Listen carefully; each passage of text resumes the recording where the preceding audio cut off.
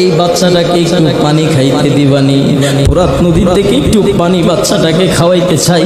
তোমাদের কাছে এটা শেষ আবদার, আর কোনো আবদার তোমাদের কাছে আমি করব না। হযরত হুসাইন তার সন্তানটাকে এরকম ভাবে ধরে রাখছে, দুষ্ট পাপাচার গুলো এই সন্তানকে পানি খাওয়াইবে তো তাক দূরের কথা, একটা বিষাক্ত তীর বাচ্চাটার বুকের মধ্যে মেরে দিচ্ছে। বাচ্চাটার কলিজাটা ছেদ্র হইয়া ওখান দিয়ে বর্ষাটা বের হয়ে গেছে। রক্তগুলা হযরত হুসাইন রাদিয়াল্লাহু তাআলা আনহুর মুখে পড়তেছে।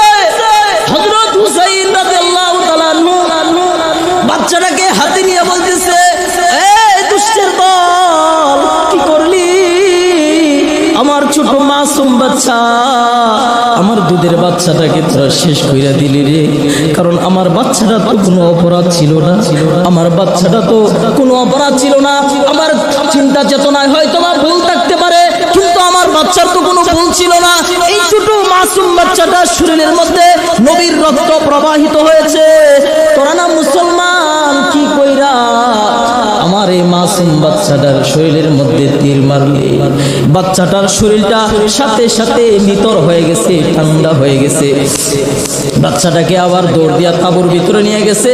তাঁবুর ভিতরে নিয়ে তার স্ত্রীকে বলতেছে, ও আমার স্ত্রী, এই যে নাও তোমার সন্তানকে তোমার কাছে দিয়া গেলাম, আর কোনদিন আমার সন্তান পানির জন্য তোমাকে আর কোনদিন জ্বালাবে না।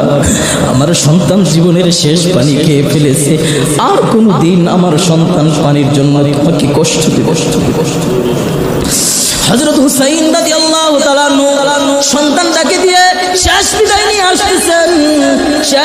নিয়ে আসতেছেন। এখন আমার পালা।